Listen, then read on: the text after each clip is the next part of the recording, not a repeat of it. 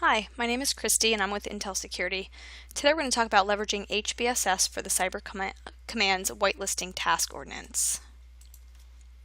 Right now it says deploy the application whitelisting tool and comply by the 27th of September. Currently, Microsoft's App Locker is the preferred method of application whitelisting due to already being deployed, so it's built into Windows 7 and newer hosts. It's out there, so it's preferred. It is understood that there are other commands that already may be deploying or planning to employ other application whitelisting tools, and there are a number of authorized systems out there to use. One of them being the McAfee or Intel Security Application Control.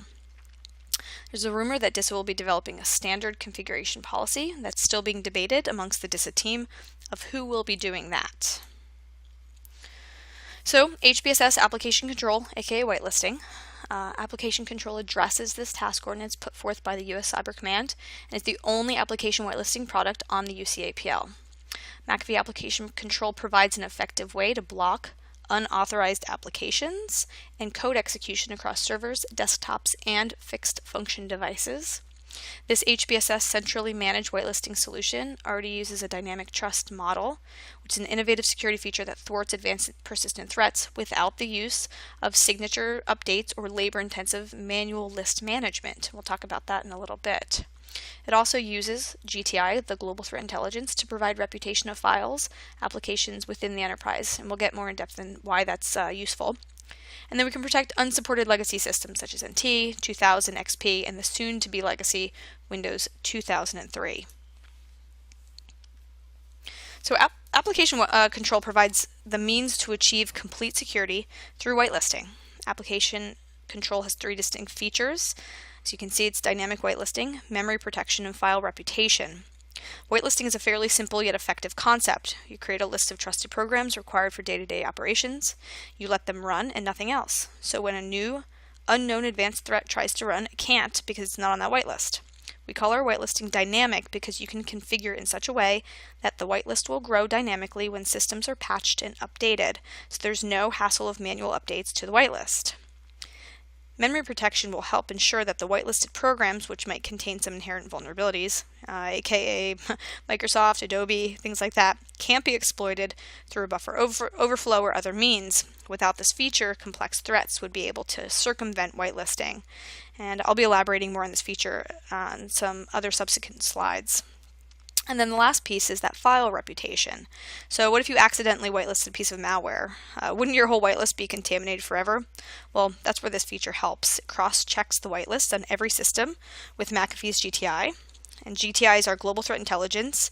It's the cloud-based knowledge of reputation of files. So after it cross-checks with GTI, you'll know whether the files in your whitelist are worthy to be whitelisted or not. File reputation. This is the other significant feature in Application Control.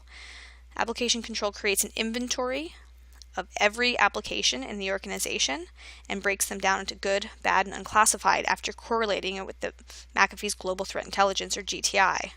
GTI has a huge database of known good hashes as well as known bad hashes. The apps with no known reputation are the outliers, or the gray list, and might have to be investigated. But you'll notice based on the screenshot that the good apps, 566, were automatically done, and the manual just is classifying one app in your environment.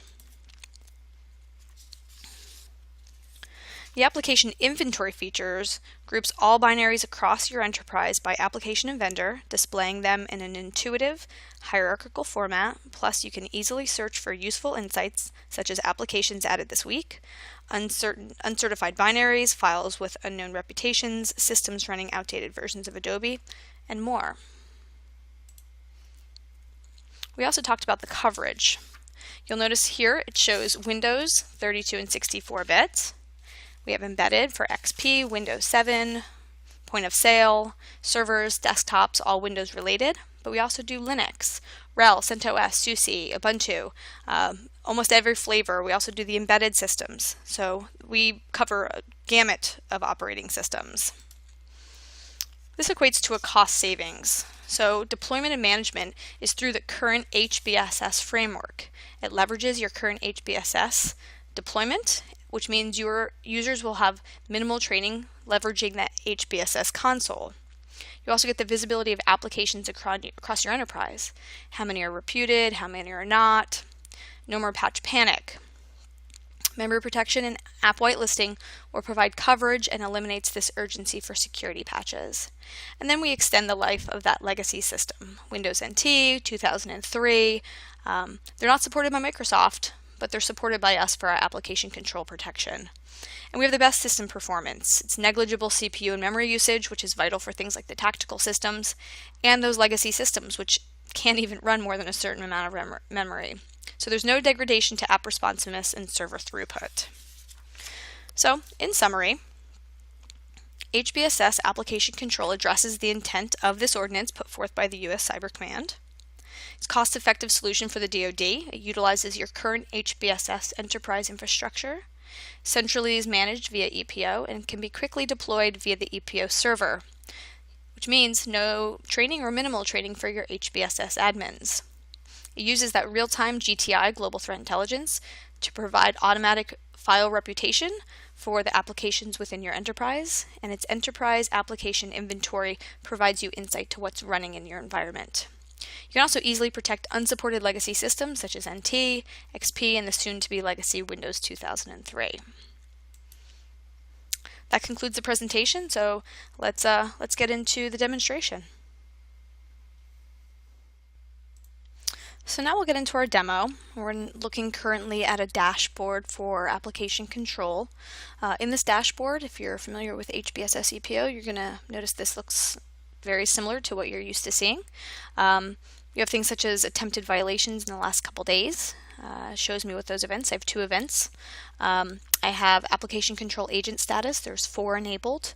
I also have the agent status report. I've got things such as most violations of top 10 systems, top 10 users with the most violations, and then I also can show things such as the top 10 application vendors running in my environment. Remember, when we install this, it does a full inventory of each one of my systems, reporting this back into EPO. Just like any other EPO dashboard, these dashboards are actionable. So we see here that it shows that I have 4 systems running. Let's go ahead and click on that. They're enabled. And what that's going to do is it's going to bring me the list of my systems that I have running in my environment. And it loads this information up. And when I get there, you'll notice that these 4 systems are not standard Windows systems running. I have at the top CentOS system, Linux Server 6.7. I've got a Windows 2003 system.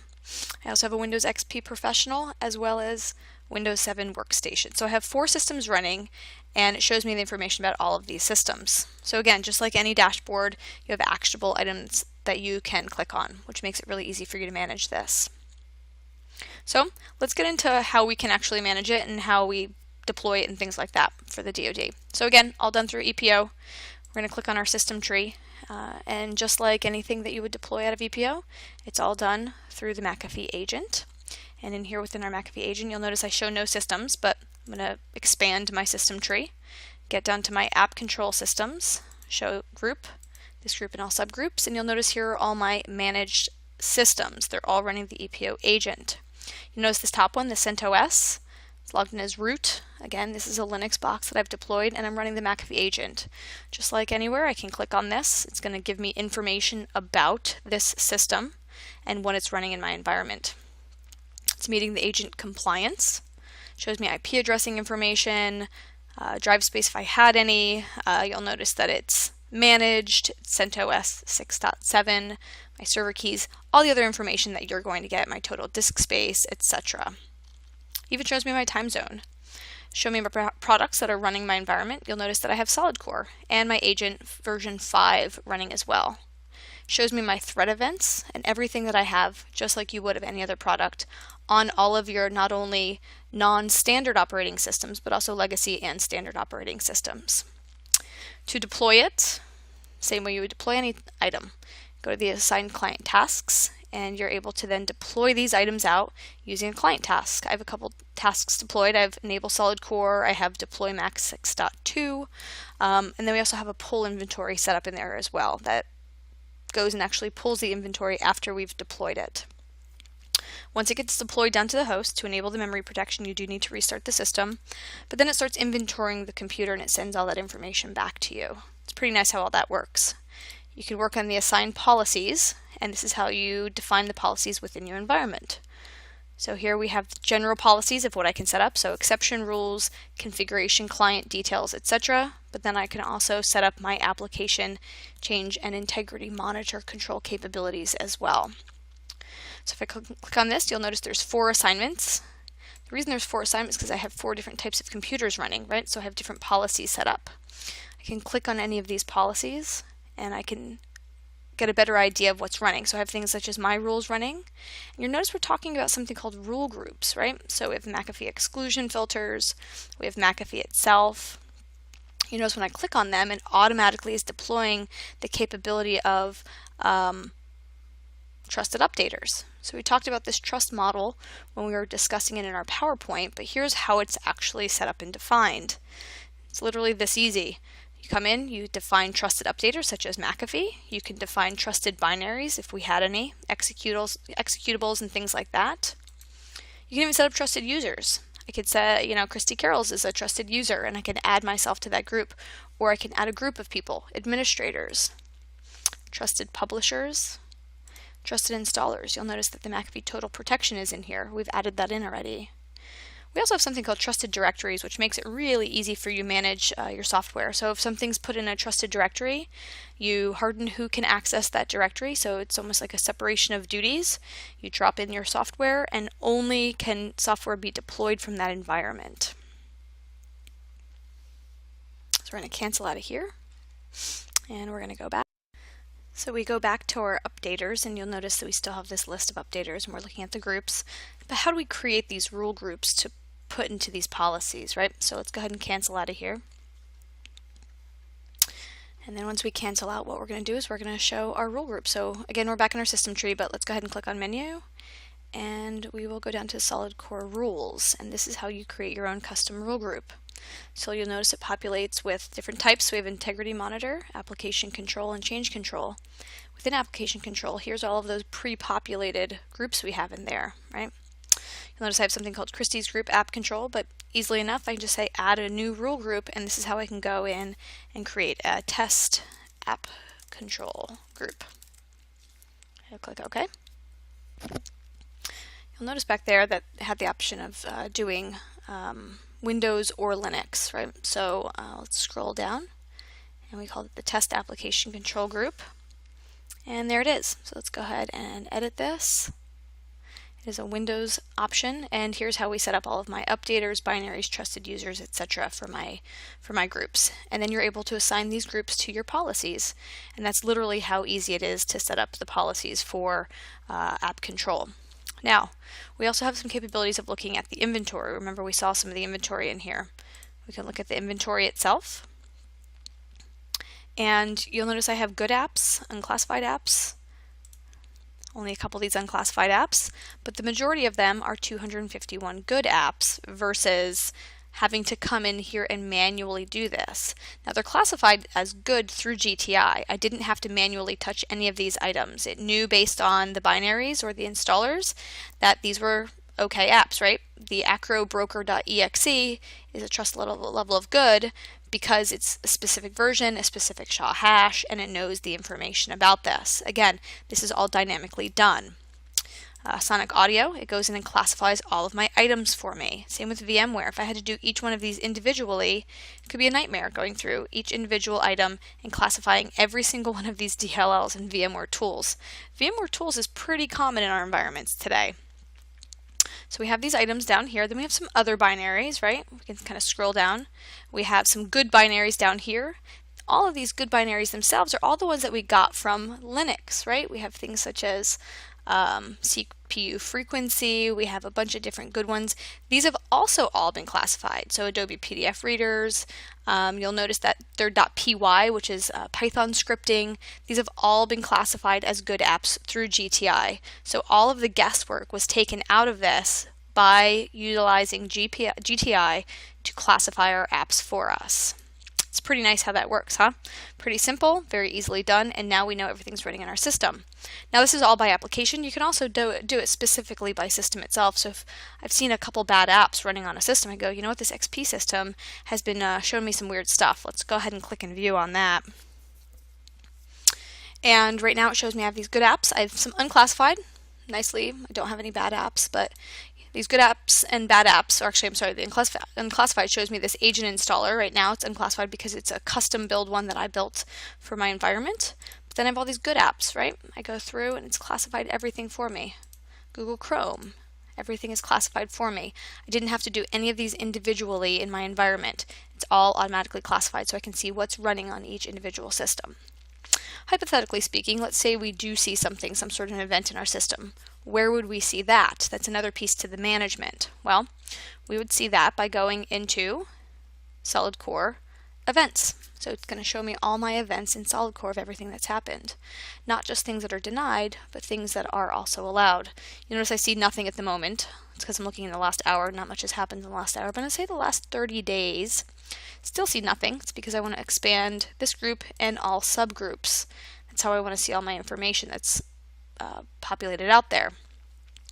You'll start seeing the information about the system name, whether it's the XP system, whether it's my Windows 7 system, or my CentOS. You'll notice that it was command executed.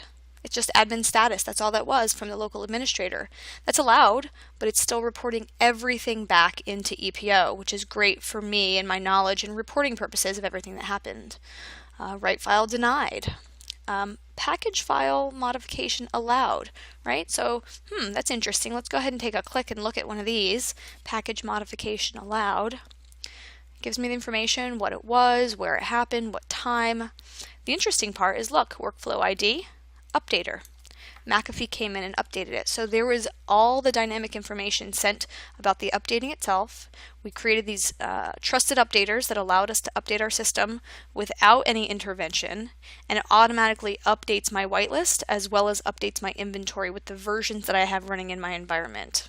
Extremely simple for the users themselves. Like I said, all of this is reported back, and everything is either actionable or reportable within EPO. It's a really easy system to use. It's a dynamic system, very little manual tasks for you to do, and it cuts down on the laborious tasks of that manual whitelisting, and everything is right here within that EPO console. So hopefully this helped you get a better understanding of how this could run in your HBSS environment and how it could help you meet that task ordinance from the US Cyber Command of application whitelisting. Have a good day. Thank you.